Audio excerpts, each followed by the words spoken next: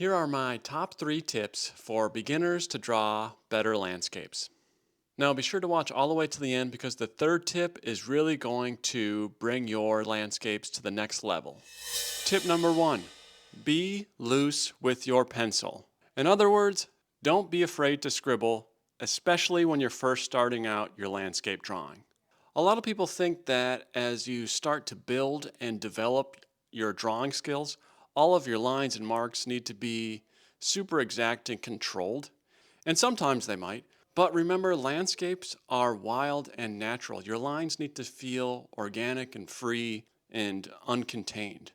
So let go of some of that control and just scribble. Let your pencil flow. Don't get stuck in analysis paralysis. You can learn so much about drawing your landscapes and the shapes and textures by being loose, and you can finesse as you further refine your drawing. Now, you still want to be strategic with where and how you scribble.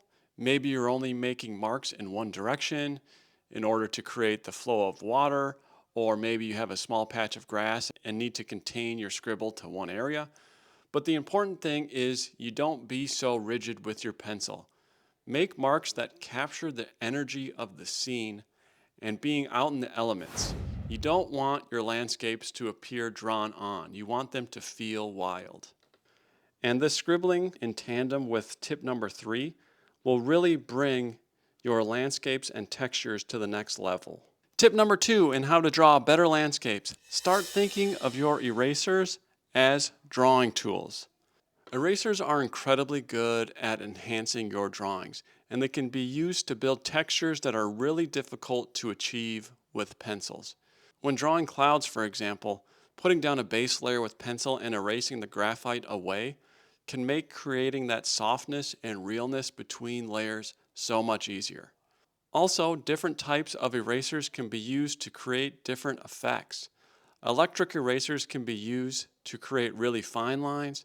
If you break up a regular eraser, you can get a more rough, irregular texture. You can rough up your erasers on sandpaper to give it texture when erasing, or cut your eraser with a blade to make your lines more exact. And of course, with a kneadable eraser, you can really mold it into any shape you want. The possibilities with all the different kinds of erasers and how you can manipulate each one are endless. So next time you're drawing something challenging in your landscapes, change your frame of mind and think, how can I use my erasers to make drawing this easier? Worst case scenario, you can just use your eraser for its original purpose, to erase. And my third tip on how to draw better landscapes, layer your different valued pencils in order to create the contrast, which will then create the texture of whatever element you're drawing in your landscape. When drawing the canopy of a tree, for example, don't think you need to draw a bunch of leaves to make it believable. Instead, look at a reference image and think about how do you create that texture of the tree canopy, which is made up of all those different highlights and shadows. Because from a distance, you aren't really seeing individual leaves. So when you're drawing that tree canopy texture, let's go back to tip number 1 and scribble, starting with our lightest value pencil. Now, be sure to leave some white behind for highlights. Then work darker in that same fashion, and you'll see that the contrast between your values creates all the little highlights and shadows, creating that leafy tree canopy texture, and we did not draw individual leaves. To see further demonstration of these tips in action, be sure to check out my playlist, Techniques to Draw Any Landscape. Now, of course, there are going to be a lot of varying opinions on how to draw better landscapes, so if you have your own tips that you feel are important, drop them down in the comments.